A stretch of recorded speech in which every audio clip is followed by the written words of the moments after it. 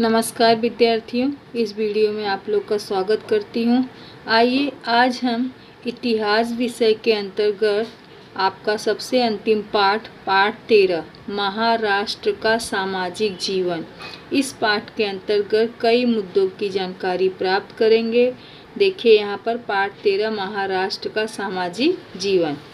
तो सबसे पहले पाठ की शुरुआत में हम पढ़ते हैं। छत्रपति शिवाजी महाराज द्वारा स्थापित हिंदवी स्वराज्य प्रजा का राज्य था। राज्य का कल्याण हो, लोगों पर अत्याचार न हो, महाराष्ट्र धर्म की रक्षा हो, यह शिवाजी महाराज का उदात्त उद्देश्य था। शिवाजी महाराज के बाद वाले कालखंड में भी मराठी राज्य का भारत भर में विस्तार हुआ। मराठी सत्ता लगभग 150 वर्षों तक बनी रही। इस प्रकार पिछले पाठ में हमने मराठी राज्य प्रशासन की जानकारी का अध्ययन किया। इस पाठ में हम तत्कालीन सामाजिक परिस्थिति और जनजीवन के बारे में जानकारी प्राप्त करेंगे। सबसे पहला जो मुद्दा है वो है सामाजिक जीवन। खेती और खेती पर आधारित उद्योग गांव के स्तर पर उत्पादन के प्रमुख साधन थे। अर्थात खेती जो होती थी वो सबसे प्रमुख साधन था, व्यवसाय था।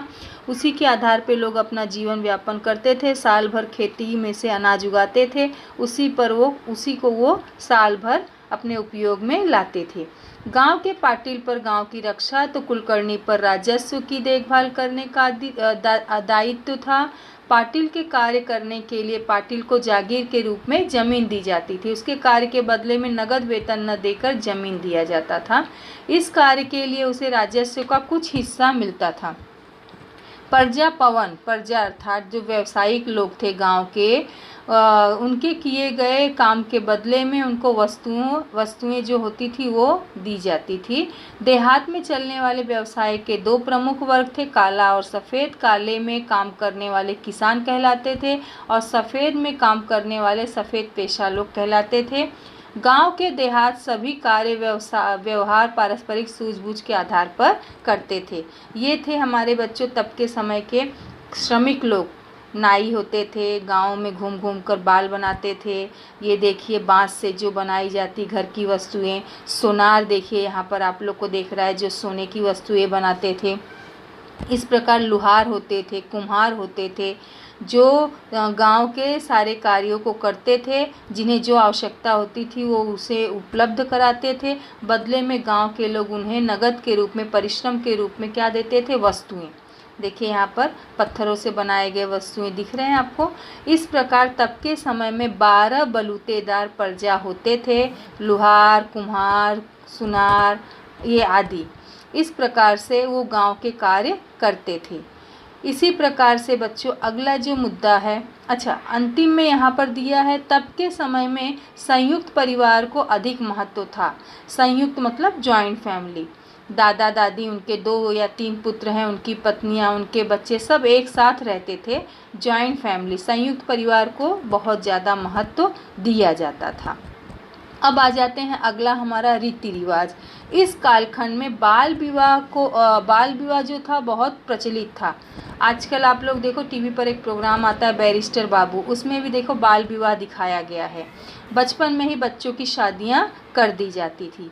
बहुपत्नीत्व की प्रथा भी थी। बहुपत्नीत्व मतलब 1 से 2, 2 से 3 पत्नियों को लोग, पति जो होते थे या पुरुष जो होते थे, विवाह कर सकते थे, रख सकते थे।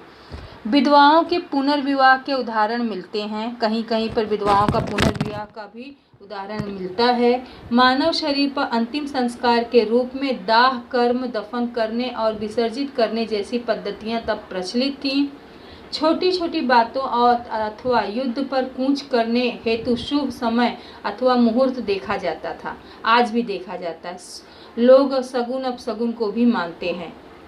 स्वप्न पर विश्वास करते हैं। ऐसा मैंने सपना देखा, आज मेरा ये दिन अच्छा जाएगा। इस प्रकार की जो प्रथाएं थी तभी भी प्रचलित थी, अंधविश्वास कह सकते हो, और आज भी प्रचलित हैं।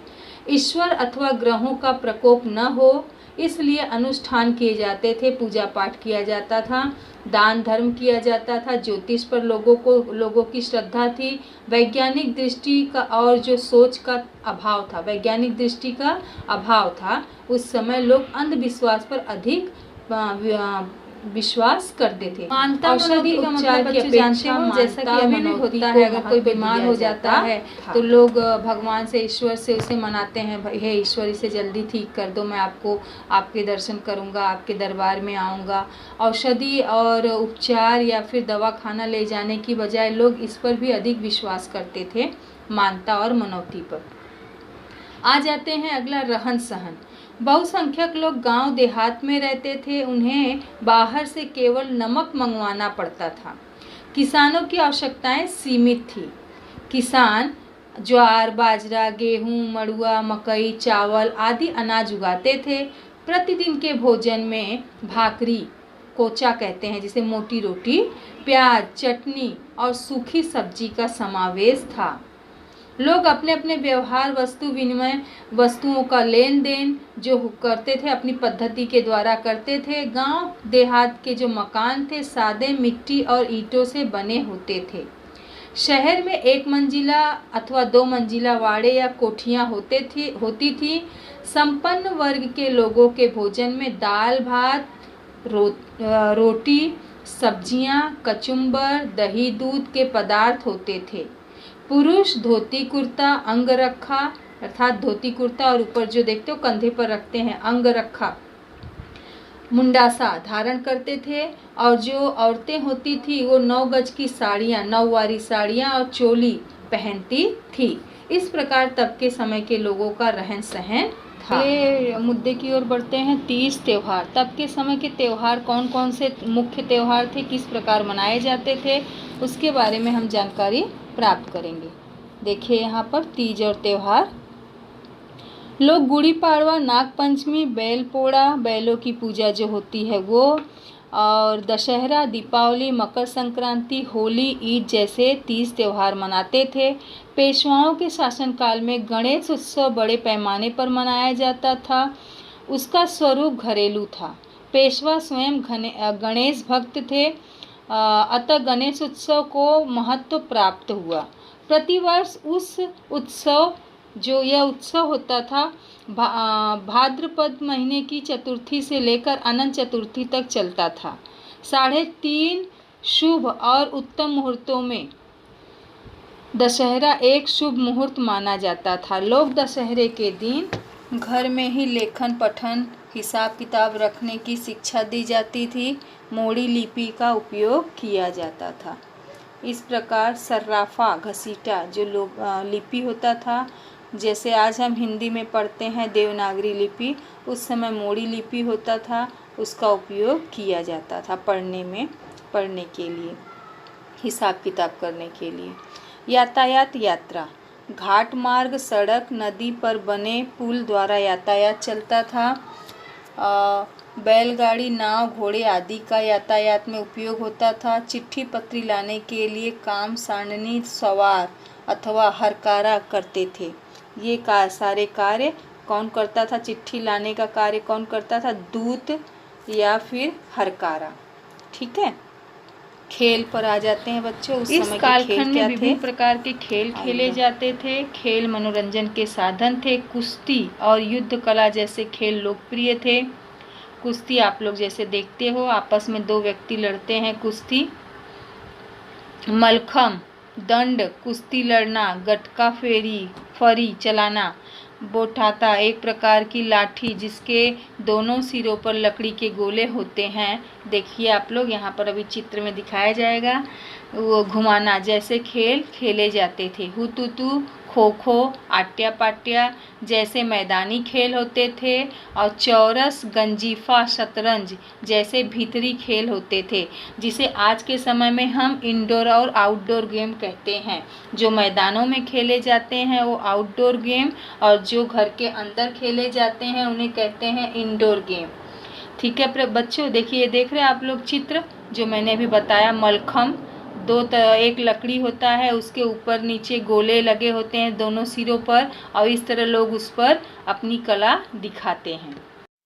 अब आ जाते हैं अगले मुद्दे की ओर, जो है धर्म तथा आचार विचार पर। इस कालखंड में हिंदू तथा मुस्लिम ये 2 धर्म दो प्रमुख धर्म दिखाई देते हैं। छत्रपति शिवाजी महाराज की धार्मिक नीति उदारतावादी थी। प्रत्येक मनुष्य अपने अपने धर्म का पालन करे, अपने धर्म को दूसरे पर बलात् न लादे, अपने धर्म को दूसरे को मनवाने की कोशिश न करे, दूसरों के लिए उसे ज़बरदस्ती न करे। इस प्रकार की विचारधारा उस कालखंड में प्रचलित थी। सरकार द्वारा पाठशालाओं, मंदिरों, मदरसों और मस्जिदों को आर्थिक सहायता दी जाती थी। दोनों धर्मों के अनुयायी एक दूसरे के पर्वों त्योहारों में सम्मिलित होते थे। वारकरी महानुभाव दत्तनाथ रामदासी पंथ प्रचलित थे उस समय। अब आ जाते हैं स्त्री जीवन। तब के उस समय के कालखंड में स्त्री जीवन की क्या दशा, क्या स्थिति थी। इस कालखंड में स्त्रियों का जीवन बड़ा कष्टमय था। उसका विश्व केवल मायका और ससुराल तक सीमित था। उसकी शिक्षा दीक्षा की ओर किसी का ध्यान न था। कुछ ही स्त्रियों ने अक्षर ज्ञान, प्रशासन और युद्ध कौशल में प्रगति की थी। उनमें वीर माता जीजाबाई, येशुबाई, महारानी ताराबाई, उमाबाई दाभाड़े, गोपिकाबाई, पुण्यश्लोक अहिल्याबाई, जिसके बारे में आपने पिछले पाठ में पढ़ा। इन लोगों ने अक्षर ज्ञान या फिर कह सकते हैं प्रशासन, युद्ध कौशल, प्रगति में अपना कौशल दिखाया। बाल विवाह, अनमेल विवाह, विधवापन, केशवपन मतलब मुंडन करना। विधवा होने के बाद स्त्रियों का मुंडन कर दिया जाता था और या फिर उन्हें सती कर दिया जाता था। बहुपत्नीत्व जैसी कुप्रथाओं में भी स्त्रियों का जीवन जकड़ गया था। संक्षेप में स्त्रियों का जीवन अत्यंत प्रतिकूल हो गया था। ईस्वी सन 1630 से 1810 अर्थात पौने 2 वर्षों के कालखंड में सामान्यतः मराठी शाही कहते हैं। उस कालखंड को मराठा शाही या मराठी शाही कहते हैं। इस कालखंड की कला और स्थापत्य की हमने संक्षेप में समीक्षा यहाँ पर और आगे करेंगे। अगला मुद्दा है शिल्प कला, स्थापत्य कला। शिवाजी महाराज के कालखंड में कस्बा गणपति मंदिर का जीर्णोद्धार मतलब जो पुराने मंदिर है उसको वापस से बनवाना, उसका और नवीन स्थिति देना, उसे अच्छे स्थिति में लाना। लाल महल का निर्माण, राजगढ़ और रायगढ़ के पर किए गए निर्माण कार्य, जल दुर्गों का निर्माण जैसे स्थापत्य निर्माण का उल्लेख मिलता है। इस कालखंड में हिरोजी इंदुलकर विख्यात स्थापत्य विशारद था। यहाँ पर देखिए आप लोग, गांव बसाते समय संभवतः एक दूसरे को समकोण में काटती सड़कें, सड़कों के किनारे पत्थर लगाना, नदी के किनारे घाट जैसी निर्माण कार्य की संरचना होती थी। पेशवाओं के कालखंड में अहमदनगर, बीजापुर जैसी पेयजल व्यवस्था पुणे शहर में की गई। पेशवाओं ने भूमिगत नल, छोटे छोटे बांध, बाग बगीचे, हौज, पानी के फौहारों का भी निर्माण करवाया। पुणे शहर के समीप हड़पसर क्षेत्र में दीवे घाट में बनाया गया मस्तानी तालाब स्थापत्य की दृष्टि से महत्वपूर्ण है। इस प्रकार बच्चों आप लोग इस समय जो स्थिति उस समय की थी उसके बारे में आप जानकारी यहाँ पर ले रहे हो।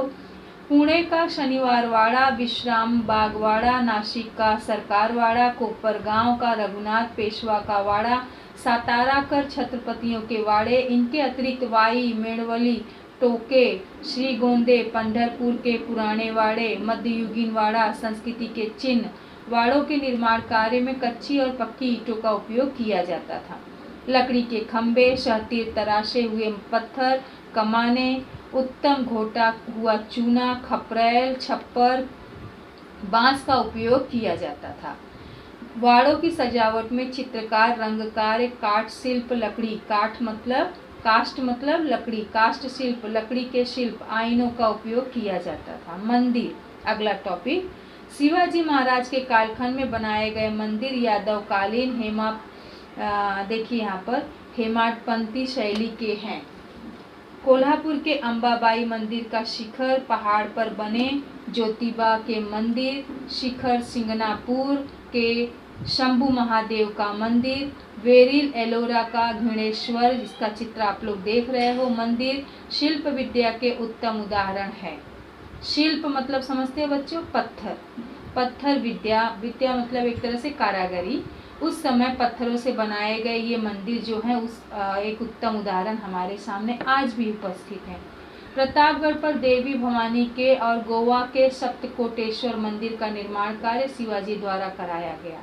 पेशवाओं के कार्यकाल में नासिक का कालाराम मंदिर, त्र्यंबकेश्वर का शिव मंदिर, गोदावरी का प्रवरा, नदियों के संगम पर स्थित कायगांव और टोके के शिव मंदिर, नेवासा का मोहिनी राज मंदिर बनाए गए।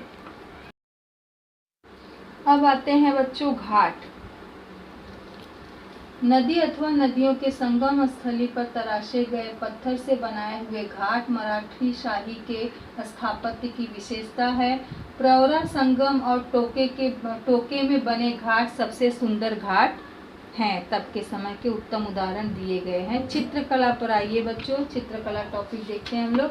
पेशवाओं के कालखंड में गंगाराम तांबट प्रख्यात चित्रकार अथवा अन्य चित्रकारी भी थे। शनिवार वाड़ा की दीवारें जो चित्रों से सजी हैं, चित्रों के विषय में पौराणिक होते थे।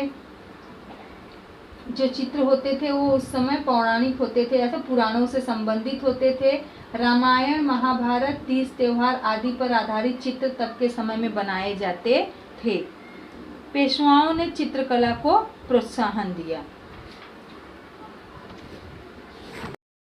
पोथियों पर अंकित चित्र, लघु चित्र, व्यक्ति चित्र और प्रसंग चित्र भी तब के समय में बनाए जाते थे। अब आ जाते हैं शिल्प पर।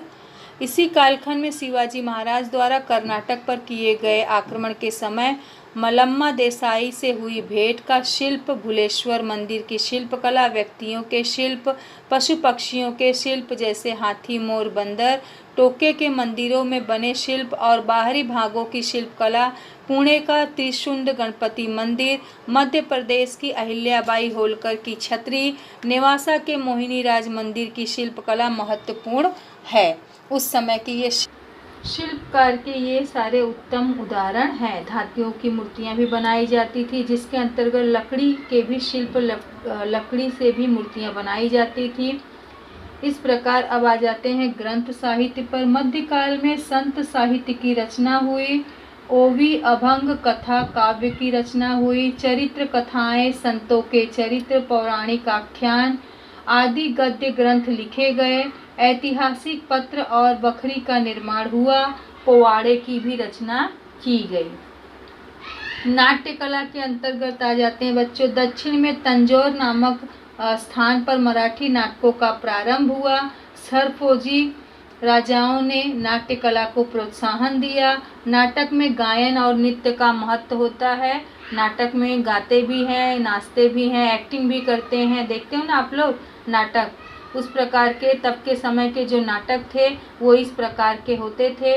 उसमें गायन होता था और नृत्य होता था।